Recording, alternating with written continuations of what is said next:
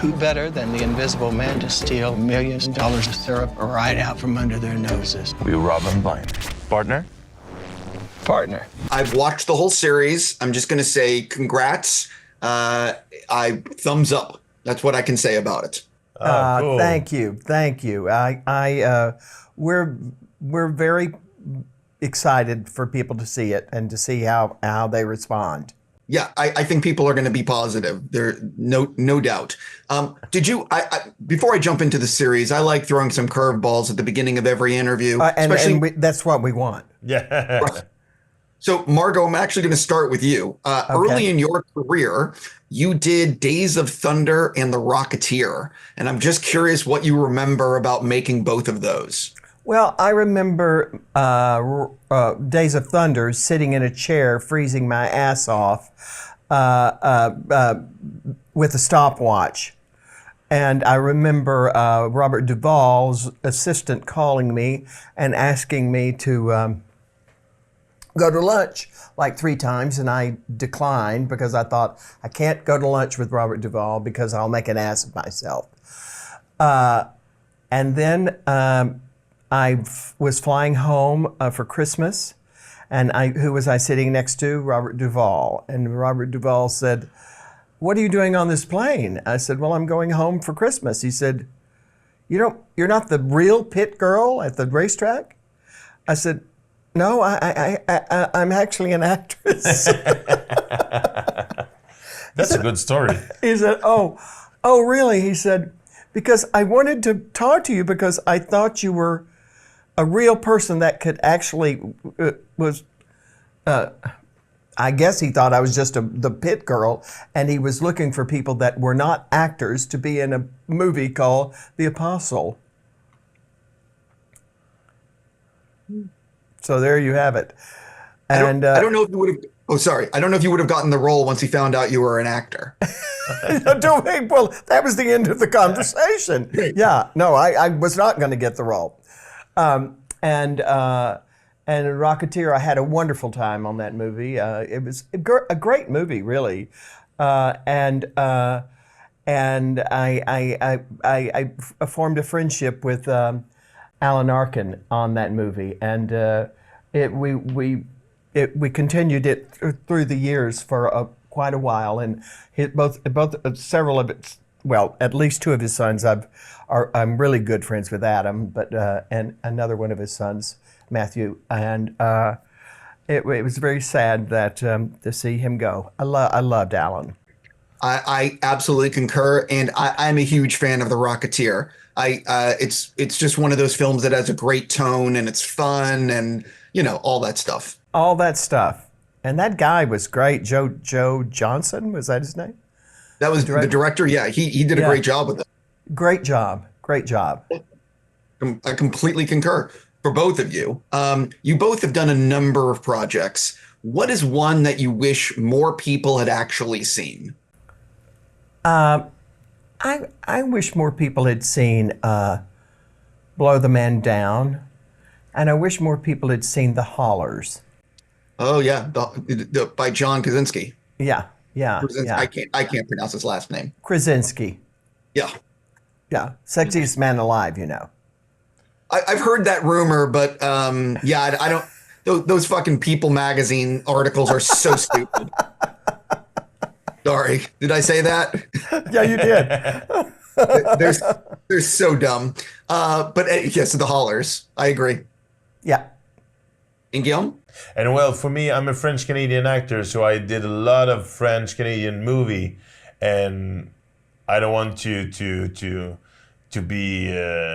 Well, I did a lot of great job of acting on those movies, but we are a small market, so it's just French people who saw it. So I wish many of that movie went to U.S. theater, So practically all my French-Canadian movie. I'll jump into why I get to talk to you guys. I felt the influence of Fargo on this series. Do you agree with that, or am I completely wrong? You're completely right. We all feel that. Yeah. And watching the first 2 episodes on a big screen last night, it felt even more so that way because I'd only watched it on a tiny little on my iPad, yeah. I mean, Guillaume says It's Fargo meet Big Lebowski for me. That's what one of the reasons why I breeze through this whole series, because it's fun. You don't know what's going to happen next. And it just has a lot of surprises. Yeah, it really does. It really does. And it's like you say, not predictable at all and completely different from anything we've seen before. And you got comedy, you got drama, but the first thing is the story. You just want to keep watching it. Yeah, the story's great. Story's great. Yeah, no, I agree. Everyone watching this on Collider, they know how like TV shows and movies are made. What do you think might surprise them to learn about the actual making of this series? Probably that we were really out in the snow, that I was really driving a truck, dragging a tree behind, that we were out On a in real maple syrup farm. Yeah, a real maple syrup farm, and With real Canadian crew, with real Canadian actors. with mostly French crew. Yeah. And the world of this is all Montreal, and it's a very specific terrain and place in Canada. It's not just Canadian. It's completely French. It has a real French vibe to it. Yeah. I read in the press notes that you two and Chris had way too much fun filming this and were laughing a lot. And I'm just curious, who do you think was the one that ruined the most takes? Well, I don't, honest to God, here's the truth. I've ruined so many takes in my life, it's absurd. But we didn't really ruin very many takes. We weren't laughing. We weren't cracking up when we were working. It was between. It was actually between. Yeah, and we are three heartbreaker actor. Did I say it right? We are hard to break. Oh yeah. We are very professional and. Yeah, but I'm not hard to break. Well, on that show, yeah. on other shows, I mean, Yeah. I honestly I have a hard time sometimes keeping it together. Brian and Ed have talked about how they're hoping to do like this is not just a one season type show. They're hoping to continue telling the story. How much did they tell you about like the full arc of what they're hoping to do with your characters? They have not. And I mean, we could have dinner with them tonight and put them over a fire pit and see if we can get something out of them. But I'm very curious if we get away with this. It's hard to speak of that without saying spoilers, but we have to sell that syrup one day, So it's the way it probably goes. I actually am going to ask you a few spoiler questions, but towards the end of this interview. This is going to sound a little, you've probably answered this before, but this story about the stealing of the syrup, I want to say it right, the Great Canadian Maple Syrup Heist is crazy. At what point did you hear about this? And were you like, this can't be, they stole syrup? I had never heard about it until I read this script. And I thought it wasn't real. Yeah. And then when I was told it did happen, that makes it even that much more fantastic. Me, I'm a French Canadian, so it happens at 2 hours away from home. So back in the days, I saw the headline on the news and I thought it was really funny. And after I completely forget about it. And after I read the script and I was like, oh, yeah, the big heist. And so I watched the documentary but yeah, it's very just inspired by the real heist. The real heist is the context of the show. After that, it's complete imagination of Ed and Brian. And yeah. Hence the Fargo comparison. Absolutely. Yeah, exactly. A few spoiler questions. What did you think about the way that the series ended? With And what happened? Brilliant.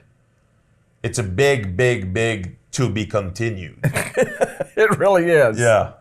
So many unfinished story. And it's kind of brilliant because at some point you are very happy for the trio, but you have many story that feel like a real sadness.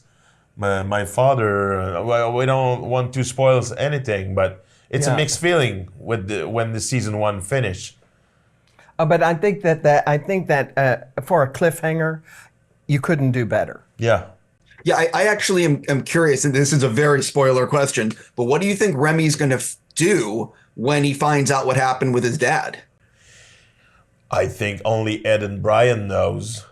Yeah, I really, his art will be broken in 1,000 pieces for sure. But I don't know. Because he's too deep into it to go back. So I don't know. Yeah, I'm just trying to imagine you guys trying to sell the syrup and the hijinks that can happen. And just there, you have a season 2. And let me just say, and we will sell that syrup.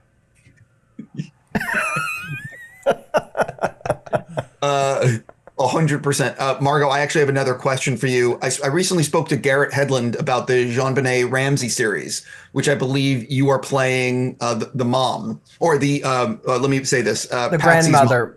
Yeah, Patsy's mom. So how did I'm not sure if you've wrapped yet. How is that going? What can you say about it? It's very interesting. Melissa McCarthy's playing my daughter, Patsy, and Clive Owen's playing John. It's Richard LaGravenese has written it, and I'd done a movie with Richard, and he also did one of the segments of Paris Je T'aime, so we were at Cannes together, and I love him, and I think he's a great writer. I don't know that I don't know what. I haven't. It's not. I haven't read all the episodes because he hasn't written. He hadn't written the last 2. So I don't know what we will find out. But I think it's going to be interesting. Well, I think the character that Garrett's playing really had strong feelings about who he thought did all this, and it's just going to be interesting because it's a murder and that has fascinated the public since the 90s. It's never gone away. It's never gone away. And I have a friend that lived actually 2 doors down from the Ramseys, so I talked to her about it, and I was hoping Melissa and she talked. I don't know. Boulder's an interesting place. Last question for you guys. I love learning about the way actors prepare for a role. So for both of you, using the sticky as an example, like what were you doing in the weeks leading up to the first day of filming, or because of how many roles you've done, is it like, I guess, could you just talk a little bit about how you get ready for a role? Well, because I'm playing a Canadian, I really did a lot of dialect coaching. I don't know that I hit it as broadly as I should. It's so interesting when you make choices and you think you've gone way over the line, and you see it and you go, well, I didn't even go far enough. But that sorry, that all of those sounds that Canadians make, not the French Canadians, but I thought that was important, and I did a lot of work on it. Well, for me, the fact that it was my first English gig, so I put 3 times the time on the line just to read out loud all my lines, always. And I watch Margo stuff, I watch Chris stuff. I want to know their way, their way of acting, And I watch all Michael Dow's filmography just to know, okay, who I'm gonna work with. And I watch Fargo, just be in the In other mood. words, Guillaume did a lot more work than I did. Well, I was stressed for that gig, so I put 3 times the work. And also, that I you know, did. and all of the French actors are French Canadian actors are doing double time because they're not speaking in their own. For many of us, it was the first time in English ever. I was going to say, you did a great job. So all that work paid off. Yeah, Thank you, absolutely. sir. Thank you. You know, on that note, I need to stop. I'm just going to say congrats. I do hope a lot of people watch so I can see you guys selling the syrup. Me too. Me too. Thank you so much.